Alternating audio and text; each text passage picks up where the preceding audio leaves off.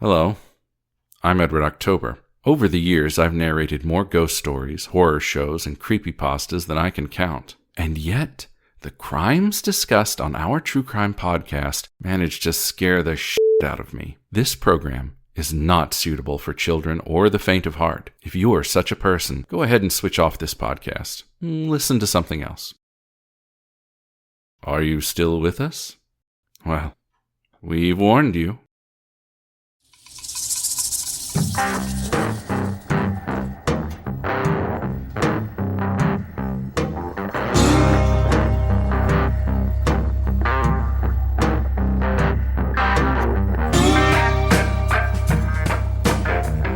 Hey, Jen. Hey, Cam. How you doing? Really fantabulous. And you? I'm doing well.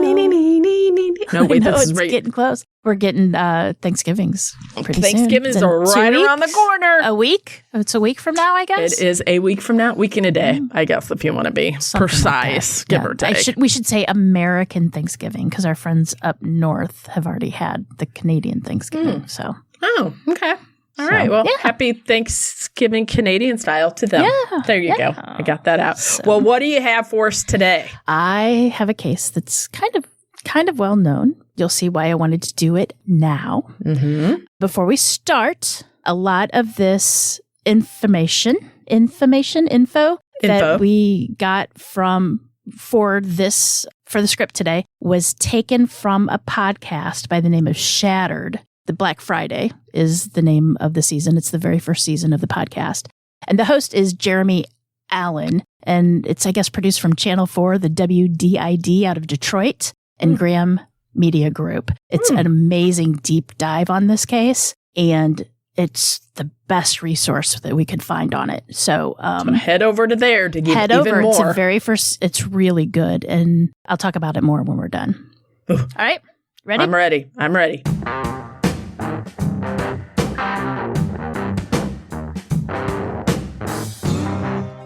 It was a typical situation across America, in hundreds of towns and thousands of homes. And as the Thanksgiving holiday approached, a recently separated couple hashed out the details of what parent would get the kids on what day and what times. For now, Tanya Skelton had full custody of the children she shared with John Russell Skelton.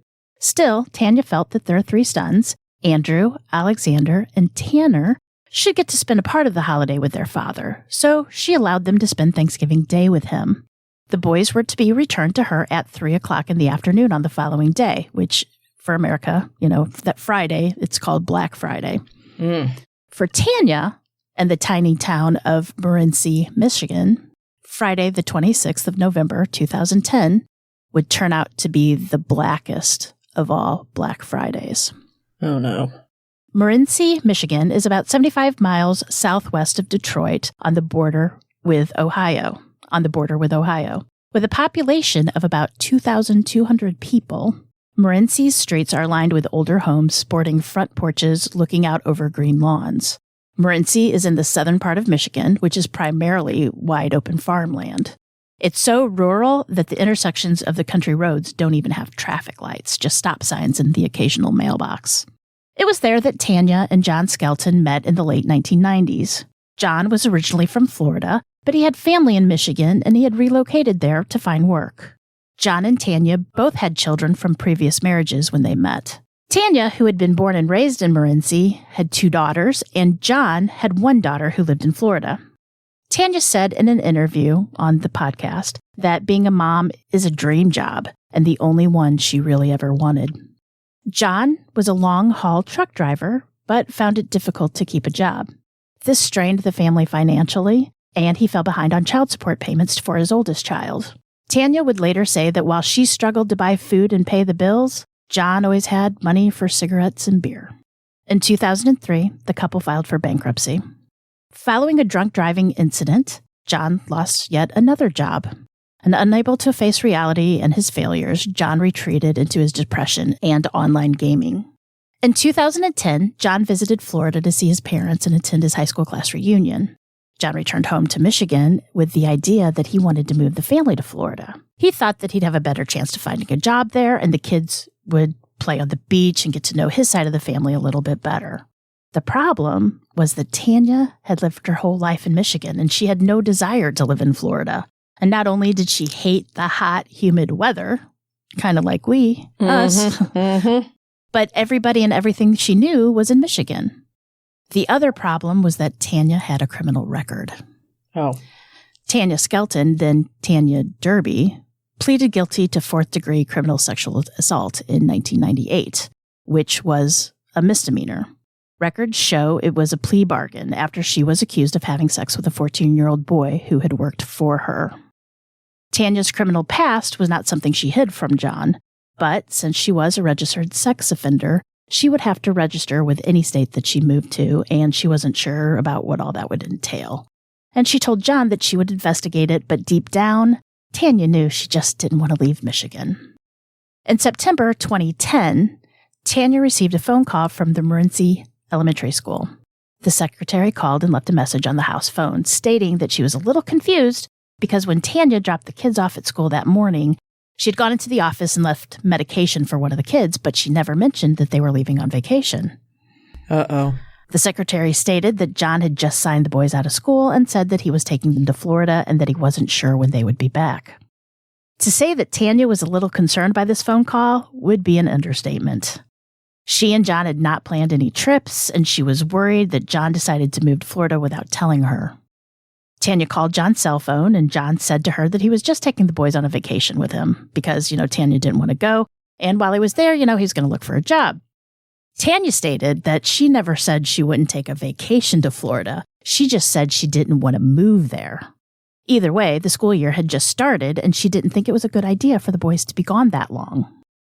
Tanya immediately contacted the police, and Chief Larry Weeks agreed to mediate between them. It turned out that John still was in the area and he hadn't left the state yet. And that's because John had scheduled a meeting with an attorney for 4 p.m. that day. Chief Weeks and Tanya both felt like this was suspicious behavior. What did he need to talk to a lawyer for if he was just going on a 3-week vacation? In addition, when Tanya questioned John about why he couldn't look for a job on his own and leave the kids in school in Michigan, he responded that he would just put the kids in school in Jacksonville. It was pretty clear that John was trying to circumnavigate Tanya's refusal to move to Florida. Yeah, I don't think you put your kids in a new school while you're on vacation. For 3 weeks, right. That's so disruptive for everyone involved. Chief Weeks managed to convince John to stay put. During that time, Tanya had also contacted an attorney to figure out what she could do to keep John from leaving the state with their children. While Tanya's daughters met with an attorney on her behalf, Tanya tried to stall for time. She explained to John that he just couldn't enroll their boys in a school in Florida because he didn't have birth certificates or their social security numbers. The attorney told Tanya that the only way she could keep John from leaving the state with their children was if she filed for divorce and filed for emergency custody of the children immediately. Eventually, Tanya convinced John to come back to the house to grab the paperwork he would need for the boys, all the while stalling to try to get the divorce filed.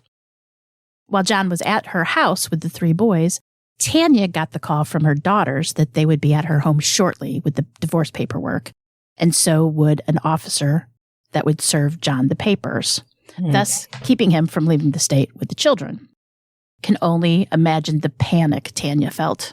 And, oof. You know what I mean? Time. Yep. Only things didn't go as planned. In a bizarre coincidence, Tanya and John had called the same lawyer. What? Neither had ever used this lawyer before, so the odds of them choosing the same one out of the whole county were about 200 to 1. Unfortunately, that lawyer called John while he was at Tanya's house and told him he would need to find a different lawyer because Tanya had gotten to him and paid him first. So this gave John the precious few moments he needed to grab the 2 oldest boys and drive all night straight through to Florida. He didn't have a chance to grab Tanner. He panicked and ran. The next day was Tanya's birthday, and John let Alexander and Andrew call her from Florida. The boys told her that they'd been swimming and staying at Hillary's house, one of John's friends. Now, Tanya knew Hillary and immediately found her address and contacted her attorney. Then Tanya, her mother, and her 2 older daughters went to Florida with a local sheriff. They served John the papers that stated that she had sole guardianship of the boys and removed them from his custody. But since the Jacksonville authorities had been involved, she couldn't just leave the state. A judge wanted to meet with both Tanya and John. Both went to the meeting with the lawyers, and John first used Tanya's criminal history against her. He claimed that she was unfit and was abusing her children because she had had sex with a minor a dozen years before. And Tanya's lawyer responded, you knew this when you married her. You knew this when you had children with her, and that was never an issue. The Jacksonville judge spoke with the judge in Michigan and ordered that the Skeltons leave Florida. In every state between Florida and Michigan, they had joint custody of the children. But once they crossed the state line into Michigan, the boys had to be in the car with Tanya, where she would have sole custody of the kids. Upon their return to Morenci, John and Tanya started marriage counseling. Tanya felt that her marriage was likely over because she didn't see how she could ever trust John again, which she's not wrong. Yeah. But Tanya knew the final decision over custody of the children was yet to come. And while John did have visitation rights, they both knew that everything at this point was just temporary.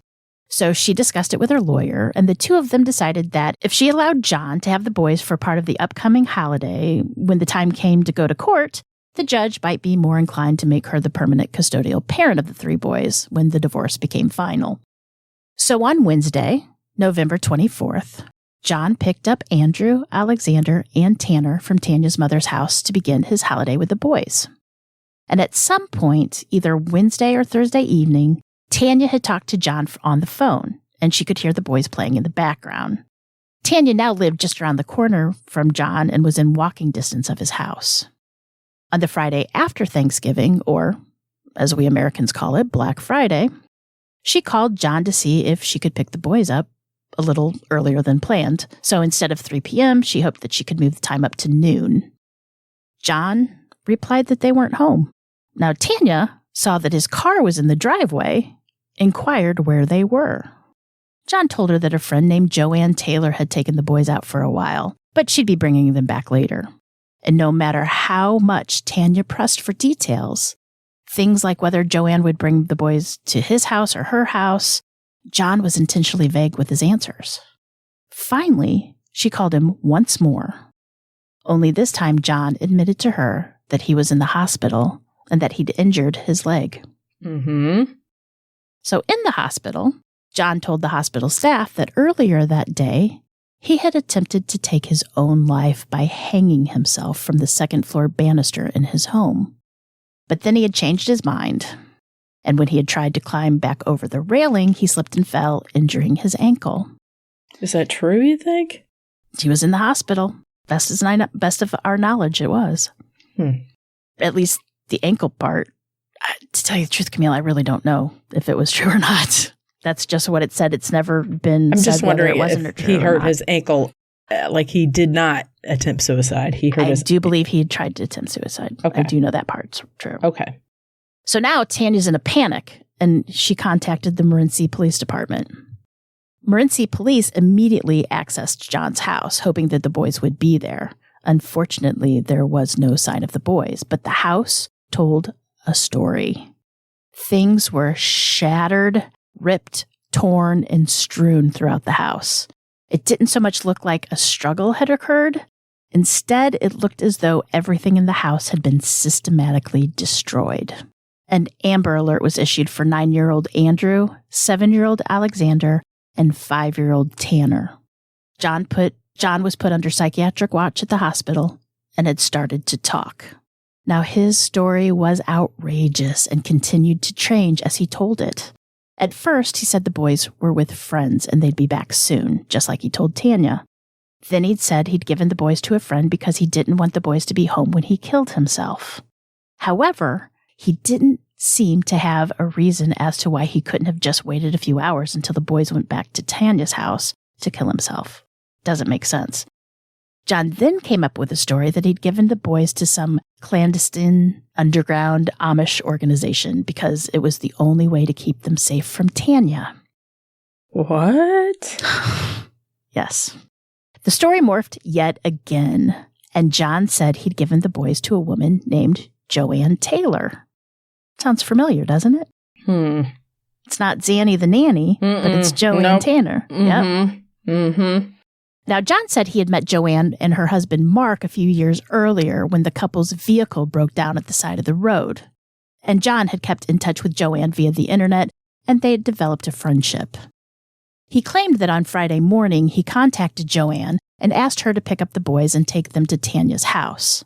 Again, Tanya lived just a block away. Why hadn't he just called Tanya to come get the boys? Why involve Joanne at all? John claims that the last time he saw the three boys, they were with Joanne in her silver van, and he had not heard from them since. Police seized John's blue Dodge Caravan. Computer forensic technicians scoured John's computer and social media accounts, looking for any clues to who Joanne and Mark Taylor were and any other clues to the boys' whereabouts. Investigators found a post on John's Facebook account on Wednesday, November 24th, where he said, quote, "I love my wife very much. May God and Tanya forgive me." Oh. Yeah. Probably the most distressing was the search history on John's computer. Searches for things like, will rat poison kill children? And can you break a person's neck with your hands? Oh.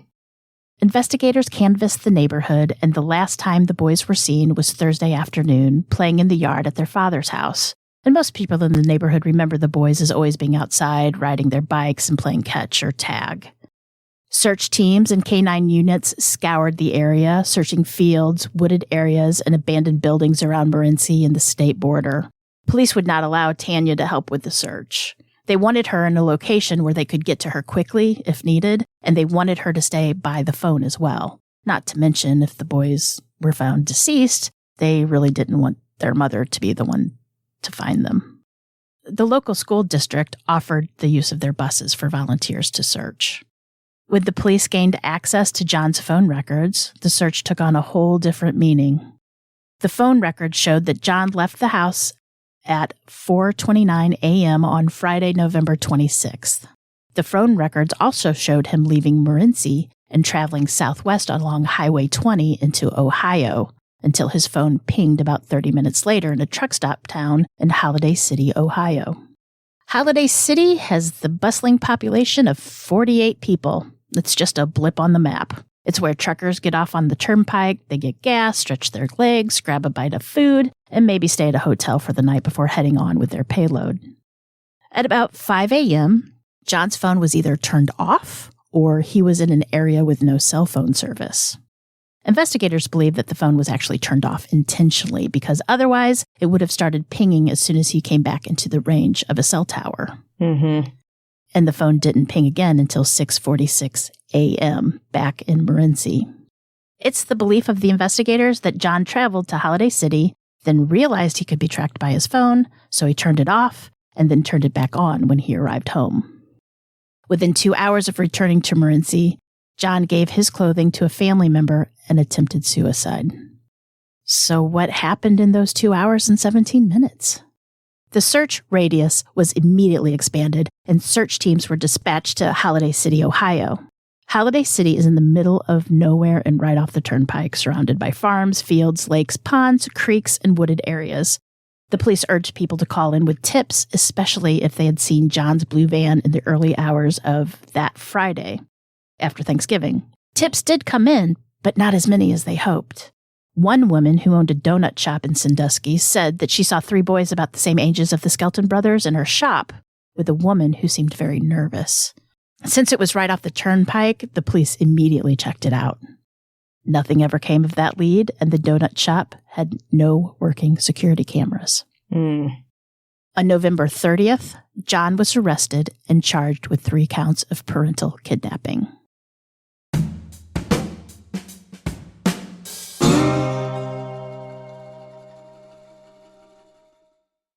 For Jen and me, the holiday season is jam-packed with things that need to be done. Now, the last thing we want to think about is preparing nutritious meals for ourselves. It's times like these that we really wish we had our own personal chef. Don't we? Doodle-doo, doodle-doo. But with Factor, America's #1 ready-to-eat meal delivery service, it's like we do have a personal chef. Plus, we save time and stay on track with our healthy eating while tackling our long holiday to-do list. Now, Factor delivers fresh, ready-to-eat meals that have been chef-prepared and dietitian-approved straight to your door. Too busy running around to sit and eat lunch? I know I often am. Factor has lunch to go. These delicious, yummy meals are ready to eat and don't require a microwave. And with all the rich foods served at parties during this holiday season, I need to add some healthier meals to my day. Me too. Too much fat, So Factor comes to the rescue. They have calorie-smart meals with less than 550 calories that are yummy. And if you're like me and you have problems getting enough protein every day, like it's seriously every day I can't get enough protein, they have Protein Plus meals that have 30 grams of protein or more per serving. That's a lot. That's perfect. It's perfect. Like today for lunch, I had the shredded chicken taco bowl. It has 44 grams of protein, and it was so flavorful, so satisfying, and so easy to fix, and so much better than those bland frozen meals I pick up from my grocer's freezer. So this November, skip all the daily meal prep hassle and get Factor. Enjoy eating well without the hassle. You just choose your meals. They have breakfast, lunch, and dinner, and then enjoy fresh, flavor-packed dishes that are delivered right to your door. And the meals are ready in just 2 minutes, and there's no prep and no mess. It's perfect. So head to factormeals.com/OTCP50 and use code OTCP50 to get your 50% off. That's code OTCP50 at factormeals.com/OTCP50 to get 50% off.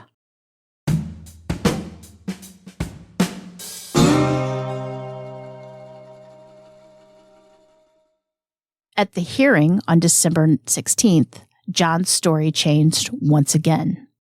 He told the judge that he had last seen the boys on Thanksgiving night. He said he wrapped each boy in a blanket, gave them a stuffed animal, and handed them over to a stranger in a van that belonged to an organization that was set up to save children from abusive parents. What? Mm-hmm. No. He claimed the organization's name was the United Foster Outreach and Underground Sanctuaries. It's a long name. Yeah, and I call bull hockey. And somehow this organization, Cam, whatever we call you nowadays, I don't know. Somehow this organization can indefinitely care for, at the organization's own expense. They can care for all these children being abused by their parents. The judge ruled that John would be held in custody indefinitely for being in contempt of court. A month later, at the contempt of court hearing, John claimed that he still didn't know where his kids were or who they were with. But I bet you he did say one thing of truth in that, what he told the police, that he wrapped the kids in the blanket, gave them a stuffed animal. That's heartbreaking, I know. The Morenci Police Department announced on Friday, 2011, that this was no longer a missing persons investigation, but a murder investigation. The family held on hope that the boys would turn up, but the police grew more and more confident that John had murdered his 3 sons, dumped the bodies, and then tried to kill himself, but changed his mind.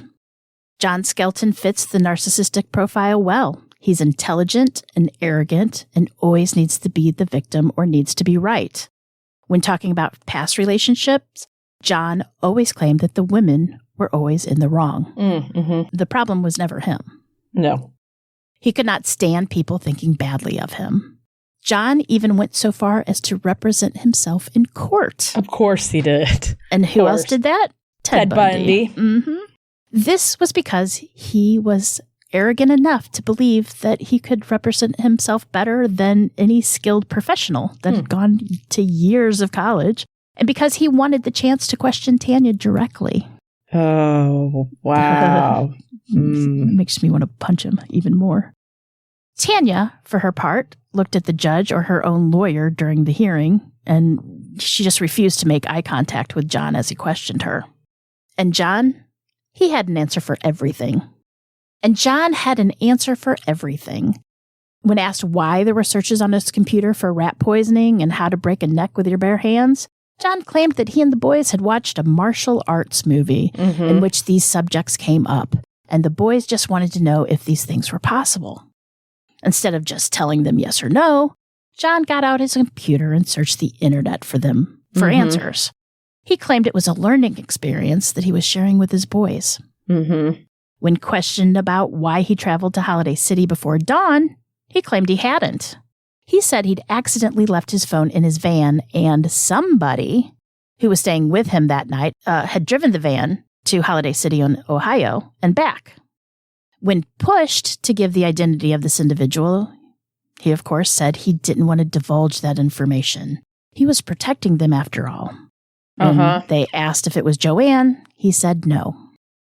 So that means that John had a friend over on Thanksgiving night who apparently came without a vehicle, since there was no other car other than his own seen at the neighbors or by Tanya that night. And because you remember, Tanya just lived right around the corner. And this person he refuses to identify just got up and drove his van to Holiday City at 4:30 in the morning and then returned home before 7 a.m. There's nothing in Holiday City that an individual couldn't get right there in Morenci, especially at 4:30 in the morning. Unless those donuts are really good in Sandusky, right? No. One would think that his friend, this friend of his, once he or she saw that John was now a suspected murderer, somebody who murdered his own children, you would think that they would come forward to clear John's name. Oh, yeah, I was the one that took the van, right? But nobody has. Yeah. It's almost like it's not true or something. I know. And they wouldn't even need to be publicly identified. Nope. But still, this mysterious stranger who drove his van to Holiday City and back for no reason whatsoever still hasn't come forward to save John's reputation and give him an alibi. It's not a very good friend. Wink, wink. As for the mysterious Joanne Taylor, the police have been unable to find her. Now, a Joanne Taylor did send a friend request to Tanya on Facebook before the boys ever went missing, which she accepted. Later, the police were able to say that the profile was a fake account, most likely created by John Skelton. The implications are that whatever happened to Andrew, Alexander, and Tanner could have been premeditated. The police never found any trace of John having contact, either by phone, text, email, or any other form of social media with anybody named Joanne or Mark Taylor. And the police are of the belief that this person just doesn't exist. And I kind of agree with them. I totally, wholeheartedly agree. It's the whole Zanny the Nanny, Casey Anthony thing. Since there were no bodies found and no large amount of blood or blood spatter, the police had no choice but to charge John with kidnapping and unlawful imprisonment instead of murder. He pleaded guilty to both, and in September of 2011, John Skelton was sentenced to 10 to 15 years in prison. Wow. In 2013, Chief Weeks requested the Michigan State Police take over the investigation, and even the FBI was involved for a while. In 2017, the remains of 3 children were discovered in a shed in Montana. The new property owners had found a box in the back of a shed with partial skeletons of 3 children, about the aged 2 to 10 years, and that's in line with the Skelton brothers' ages. With only partial remains, it was difficult to pinpoint the children's ages any more precisely than that. Tanya Skelton thought maybe she was about to get some answers, but she didn't know of any connections that John had to Montana. Even if he had handed his children off to somebody who then took them to Montana, what would have been the reason for that individual to kill them? Tanya thought the remains in the Missoula shed would be a long shot if it was her boys. And sure enough, DNA testing and dental records proved that the remains did not belong to the Skelton brothers. And of course, this was a relief to the family and friends because it allowed them to hold on to that glimmer of hope that the boys were still alive. The boys found in the Missoula shed were determined to be more than 100 years old and likely from early settlers to the region. Oh. It's pretty interesting, I thought. It is. Just tucked away in the back of some shed. Odd. In May 2019, police received a new tip from a woman in Ohio and believed that she saw a man matching John's description in a blue van on Thanksgiving Day in 2010. Chief Larry Weeks and other investigators searched the location, including a pond and some woods. Cadaver dogs were used in the search, but nothing was found. And they described this in the podcast. The pond was like 2 American football fields long. Oh. It was a big pond. It just isn't like this little pond. It's more like a lake. Yeah, there's divers and everything. Yeah. John Skelton was denied parole in 2020 and declined to attend his parole hearing in 2021. In August of 2023, the parole board decided to deny John parole permanently. John's maximum sentence was to expire on November 29th, 2025, which is just pretty much a year from now. 2 years from now, I guess, right? Yeah. Because we are 2023. And without any new evidence in the case, he's likely to walk out of prison that day a free man. No. We've got 2 years, people. Really? Yep. They can't do anything. They can't charge him with anything. But something. You know what we need? We need the best interrogator ever to get to him. That's what we need. Well, John's family believed that he really did give his boys to an underground group that would find homes for children who had been abused. And in several of the interviews of the podcast where you can actually hear all the interviews, it's something. You guys really need to listen to this. If you're interested in this at all, listen to the podcast. So in several of these interviews, John's parents, John Sr. and Roxanne Skelton, said, quote, "We believe these boys are safe and that they are alive." On several occasions, John claimed that the Amish ran the organization. And while the Amish can be found in several states, the large Amish communities are in Indiana, Ohio, and Pennsylvania. So the investigative journalists in the Detroit are from the Shattered podcast. That's Jeremy Allen and Sandra Ali. They interviewed some of the residents of the Amish community in Ohio. And those people they interviewed said that while they would certainly help somebody in trouble if it came to children, they most certainly would call the police immediately. Now, John's family has since reined in their support for John.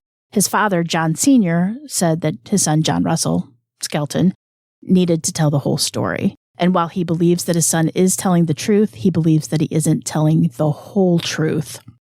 And until he does, John Sr. has no plans to go back to visit him.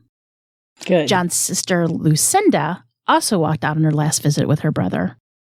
But John's mother is quick to say that if her son did give his sons away to some underground operation, that he was wrong for doing so. He denied his son their heritage and their biological family. But it's amazing to hear them speak at the beginning about how they really totally, fully believed 100% what John said.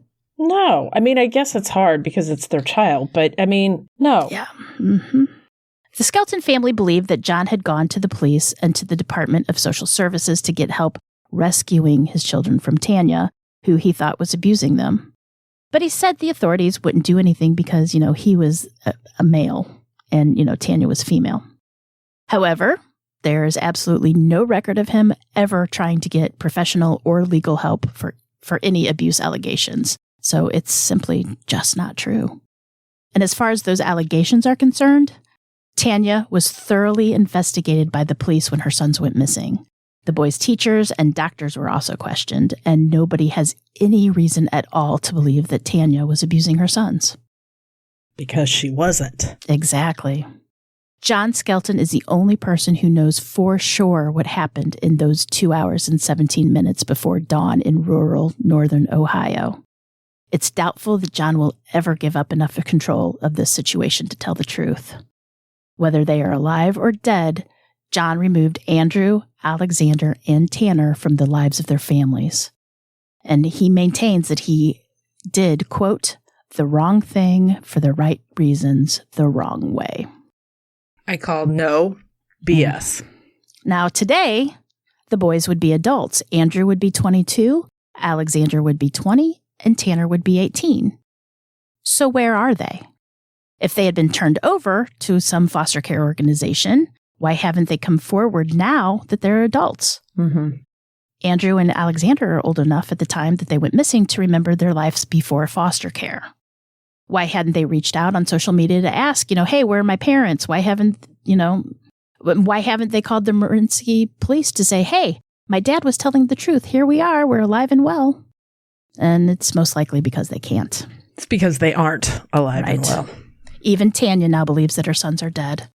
And the irony here is that John is trying to convince the world that he gave his children away to save them from their mother's abuse, when in reality, whether they are alive or dead, John Skelton was the parent that they needed to be protected from all along.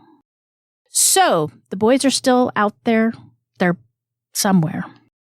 There is a $60,000 reward that's being offered for any information in this case. So if you have any information or know the whereabouts of the boys or this supposed organization, right, which the United Foster Outreach and Underground Sanctuaries, please contact the Michigan State Police at 517-636-0689 or the National Center for Missing and Exploited Children at 1-800-THE-LOST or 800-843-5678. So, yeah, that's... I guess at the end of the day, he was like, if I can't have them, you don't get them either. Exactly. Or he was just, this is the thing that would make Tanya regret ever wanting a divorce. I don't know. But we know there's no Joanne Taylor. We know nobody took his car with his phone, and then his phone was mysteriously turned off and on by this mysterious stranger that mysteriously took his car. Mm-hmm. I mean, it's obviously all lies, but he still stands by this.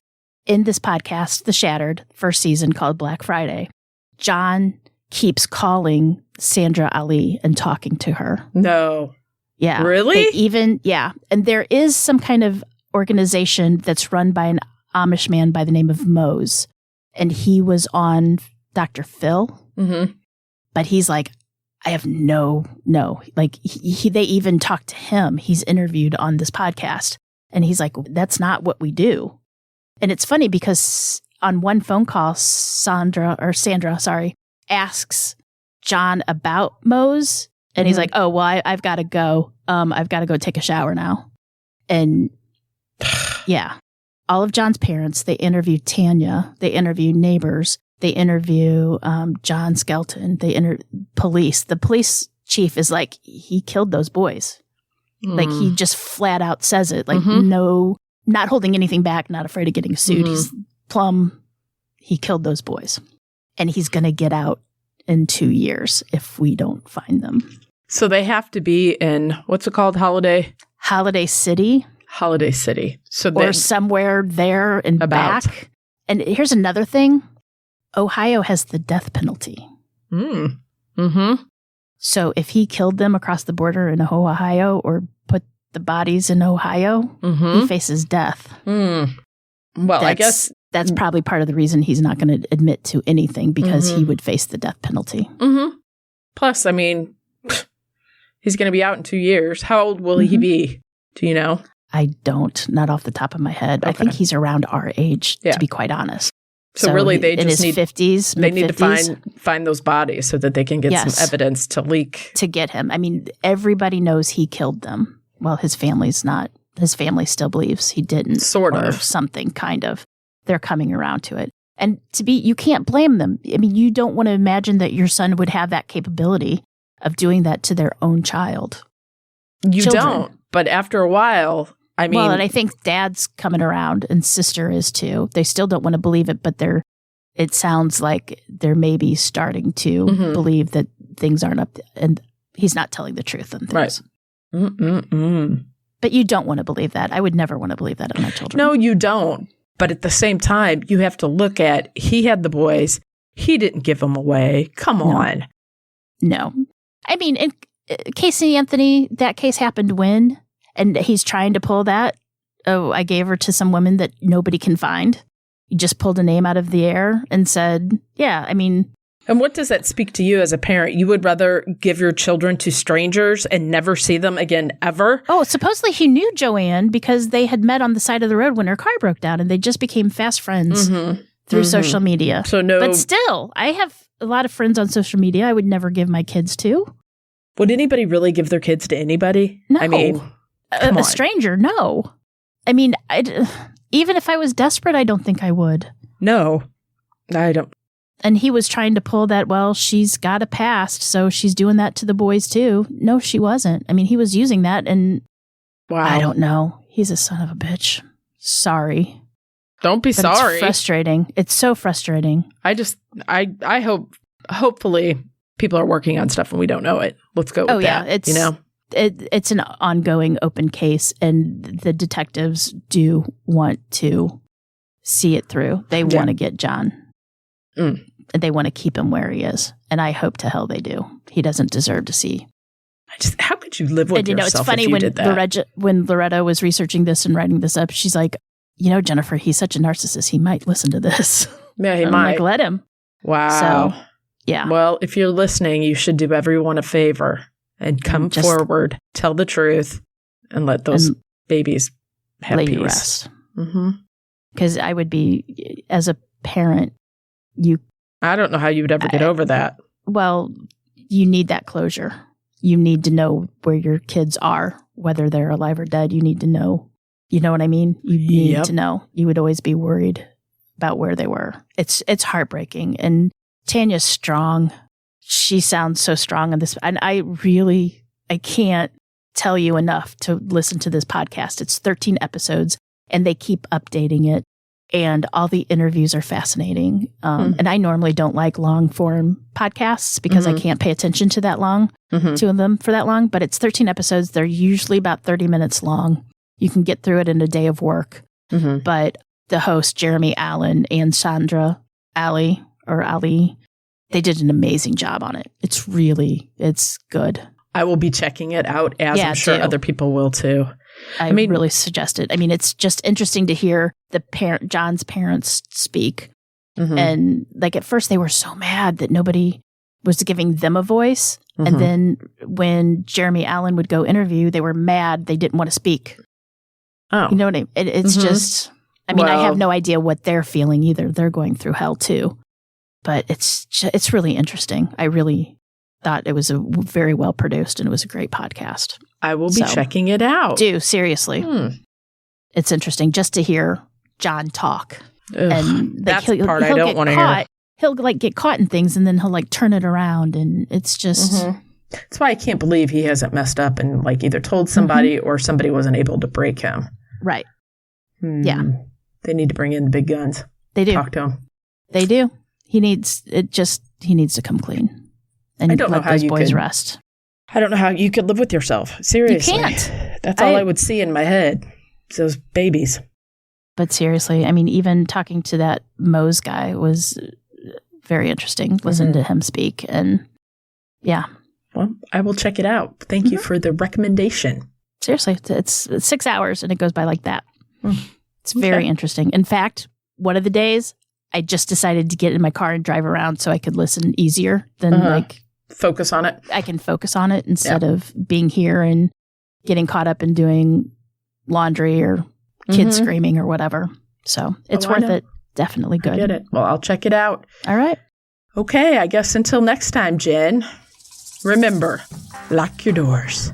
And keep passing by those open windows. Bye-bye. Love ya.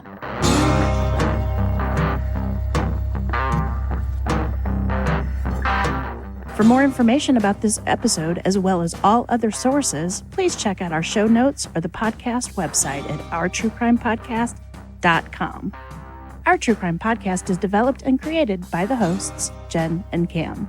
Original music and audio mix of all our True Crime Podcast episodes is courtesy of Nico Vertese from We Talk of Dreams. You can reach Nico at wetalkofdreams.com.